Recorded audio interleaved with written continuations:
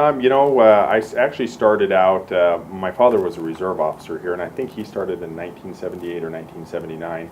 So, I was around actually around Nampa Police Department clear back then, so I would have been 8 or 9, depending on which year it actually was that he started.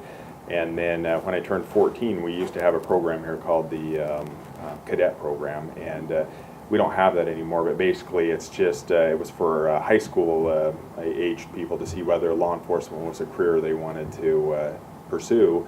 I did that for a couple years. When I hit the age of 16, you advance up to, it's called the cadet program, and you just get a little bit more responsibility and stuff. And then when I got out of that, I went right into the reserve program, which we still have a reserve program here at the police department. And that's basically, it's a non-paid position. It's volunteer work, but you wear the same uniforms, the same outfits as the regular patrol officers. Then they would use us to help out, make two-man cars, that type of thing. I did that up until I was 21, and right after my 21st birthday, there was an opening here. I applied for it and was hired on. Well, the biggest demand, I think, is going to be, gangs is always a hot button issue around the city. I think we do have control of the gang issue right now. I think you wrote an article on it the other day. I used the analogy that, the lid is currently on the gangs, but it's starting to come off a little bit. We need to refocus our efforts on that. Another thing we need to worry about is repeat offenders. We don't want to ignore the elephant in the room. For the most part, we know who's causing a lot of the day-to-day, the repeat problems, and we need to just start focusing on those people and let them know that, they either need to be law-abiding citizens, or we're going to give them extra attention and not put up with, criminal behavior in Nampa. And right now, we are working at DDAX. I don't know if you're familiar with that, but it's a data-driven approaches to crime. It's something that started under Chief Forsman, and Chief Kingsbury carried it on. And what that is we find a specific, section of the city that we want to focus on, and it can be ranging from everything to high traffic accidents to prowlers. And we set our patrol guys to focus in that area, and it can be anywhere. It's all off of our statistics. It can be anywhere from a month to 6 months, or whatever time what we do, or we decide to put in that area. And we just go in there and we give our patrol guys a specific focus.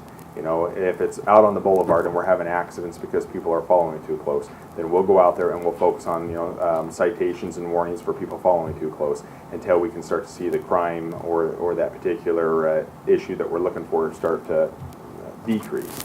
We just basically saturate an area, and I think we can take that to the next step and do a problem-oriented policing.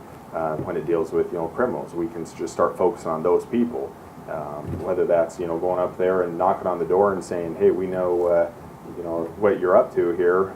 And there's no sense, I guess, in us ignoring the problem. We need to be more proactive than reactive.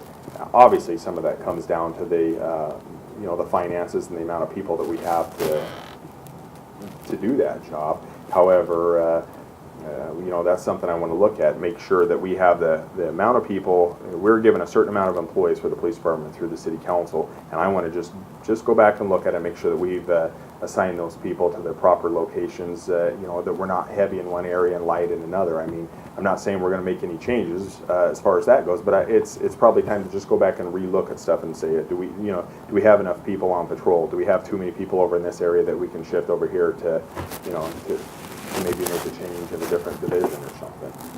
Everybody's running thin right now. All the divisions are. However, from the city council side, there's only so much money to go around, and I understand that. So we're going to do the best we can with the resources that we're given.